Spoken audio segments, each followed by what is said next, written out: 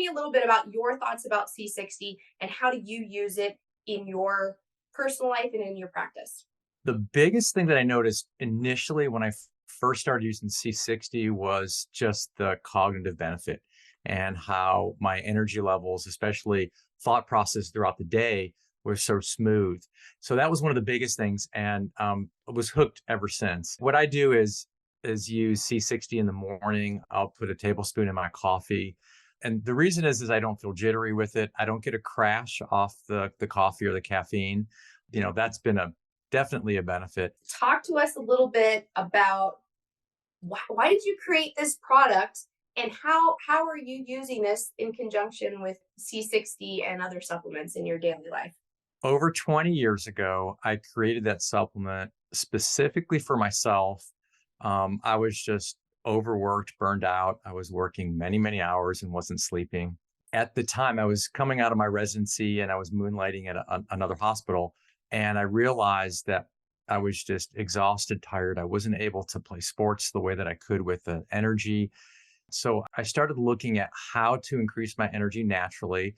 And I started reading over 20 years ago about how to improve mitochondrial function with nutrients. And so I started taking these nutrients and I was looking at clinical studies, looking at the clinical doses of these. And within a very short period of time, my energy was better, cognitively, my endurance was better. And so I was like hooked. And I did this for several months and I'm like, okay, I have to share this with my friends. I have to share this with my family. I have to share this with my patients as part of it. And the more that I read on mitochondria and what it does and how beneficial it is, it was like, well, this is the fountain of youth. I found the fountain of youth, and all I need to do is to continue to focus on this. And when you look at all aspects of aging, all aspects of diseases, there's some form of mitochondrial dysfunction at its baseline. So that was the reason that I started it. It really helped to improve my immune system and I wasn't getting sick anymore. I realized that, our health is really driven by what we do to ourselves, our sleeping patterns, how we're managing our stress, and then the nutrients, and then obviously exercise plays a big role in that response. So for me, it was like, okay, this was that missing ingredient. This was like that rocket fuel. And I coined the term kind of exercise in a bottle. Can you just share with us a little bit about why it's important to stack with the appropriate supplements and nutrients as you're aging? More isn't better. There's no doubt about that. But it's the right combinations of nutrients to get the response that you want. So understand what C60 does, and then understand what your other nutrients do and how they're going to, improve your cellular function, for instance. So C60 is this incredible antioxidant that protects your mitochondria and helps, slow down aging, slow down disease progression in a lot of different tissues. I would, without a doubt, look at adding things that support mitochondrial biogenesis or the formation of new mitochondria. And then I'd also look at, well, how do we improve the cell's energy through nutrients that support the production of ATP or our body's energy? These nutrients are great adjuncts to C60 and to improving mitochondrial energy and mitochondrial function. So those are some of the things that I will use to stack on a regular basis, in addition to obviously Mitoblast being one of my core nutrients for the last 20 plus years. So how can people access Mitoblast? If we drop in a link here, are they able to buy it from your store? Yeah, you can go to mitoblast.com. Okay. Yeah. Yep, there you go. Mitoblast.com. Cool. What's the difference between Mitoblast 1 and Mitoblast 2? So when I first initially formulated Mitoblast, I started to read about the benefits of EGCG, which is the antioxidant in green tea. So Mitoblast 2 has green tea in it and EGCG. But I noticed there's some ingredients in here that I'm familiar with, and there's some that I'm not. But I know quercetin is in here. So can you talk to us about the importance of quercetin to support mitochondrial health? Quercetin is an incredible ingredient, and it's found in things like capers and onions. It has antioxidant qualities. It also has some anti-aging effects to it. Helps cells do what they're supposed to do and eliminate cells that aren't doing what they're supposed to do. What's the benefit of L-Arginine? Arginine is one of the amino acids that is involved with the stimulation and production of nitric oxide. So, and nitric oxide has very powerful benefits from the standpoint of mitochondrial biogenesis or making new mitochondria.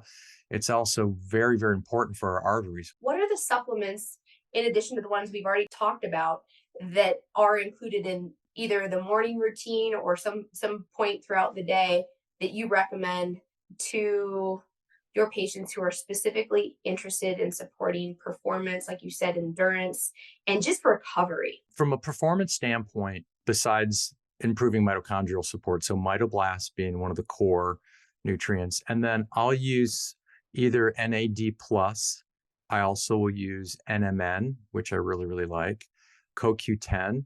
I love ketones. So in the morning, what I suggest is using ketone esters in addition to the C60. If I can't get the nitric oxide levels elevated with Mitoblast, I'll add a beetroot, either beetroot juice naturally in the diet or some type of beetroot pill or powder or something like that into their program. Can you talk to us a little bit about your favorite supplements, vitamins, or minerals to support immune function? The number one supplement that I would tell you the majority of people need is vitamin D. And vitamin D is this incredible hormone. And making sure that you know what your vitamin D level is. You really, if you look at clinical studies, you want to be around 60 or higher. So it's an incredible anti-inflammatory. It's an incredible immune stimulator. It helps with brain function, heart function. So one of the best things that you can do is make sure that you're taking vitamin D. The second nutrient that I think is incredible, and initially I didn't, it's not a very, what I call sexy nutrient, is zinc. Zinc is used for our bodies to kill viruses, bacteria. What about good old-fashioned vitamin C? As a preventative, probably not the thing that I'm going to want to bump up my immune cells for, right? There's some mushroom extracts, the beta-1,3-glucan, which is in some of these hybrid mushrooms, really good stimulator of like natural killer cells. For our listeners out there who don't live anywhere near you, if they want to go to their doctor and get their levels checked, what are the best blood tests that they should request?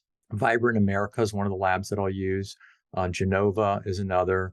So those are two labs that you can look for nutrient panels. If you had only 5 foods that you could eat every day that you felt like were the most nutritious and healthy, what 5 foods would you say, listen, just if you can, get these in as frequently as you can? For sure, top of that list is going to be salmon. And the reason is that salmon is loaded with omega-3s. The next, which is interesting, I would say would be broccoli. And broccoli has this incredible antioxidant in it called sulforaphane. And sulforaphane is an incredible antioxidant that has just some great long-term benefits in the body, everything from brain health to, anti-cancer. It's been studied in, I like both blueberries, probably because of resveratrol, capers, because of quercetin. I mentioned that previously. I'm a big fan of eating really lean proteins and healthy proteins. I really, really like certain seeds and certain nuts too, because of the trace minerals that you get out of them. Can you talk to us a little bit about just best practices to support sleep, and if there's any supplements that are supportive to sleep? Sleep is difficult because there are so many reasons people don't sleep, right? The most important thing I think with sleeping is, one, make sure your environment is the right environment. So you don't have any electronics on, right? Your phone is not around you. You don't have any blue light around. Your room should be dark. Don't try to go to bed at night with the TV on or, music or those types of things, because that stimulates your mind. The other thing is go to bed at the same time and try to wake up at the same time. And you have to be diligent about that. Some of the nutrients that I like to help with sleep, certain magnesium threonate actually crosses the blood-brain barrier. Magnesium is a very calming mineral, and it's used to calm your muscles. So I love magnesium at night. Melatonin's been studied. Melatonin's released by the pineal gland, and it regulates our daytime and nighttime cycles. And it's got a very, very protective anti-inflammatory effect for the brain and the body. The other thing, lavender, for instance, lavender has a very soothing, calming effect. And L-theanine, which is an amino acid from green tea, great for anxiety. Mitoblast. Oh, Mitoblast, yeah. Take it in the So, morning or you take it at night? so I would take it in the morning time for sure. Now, I've been on it for such a long time that I can take a significant amount in the evenings and still go to bed.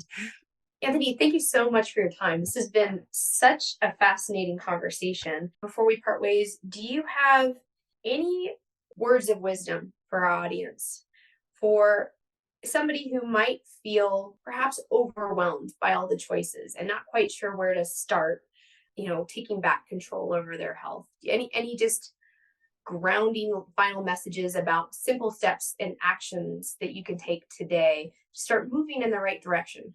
Yeah. The thing that I see all the time is people aren't balanced. Sleep probably being the most important thing, because sleep releases over 18 different hormones that can affect your body in a bad way. Balance 100%. You have to be balanced. So you have to look at, am I exercising? Am I sleeping? Is my nutrition? If you don't start there, none of the nutrients are going to benefit you, right? It may help you offset a little bit of that, but they're not going to get you to the point that you need to be.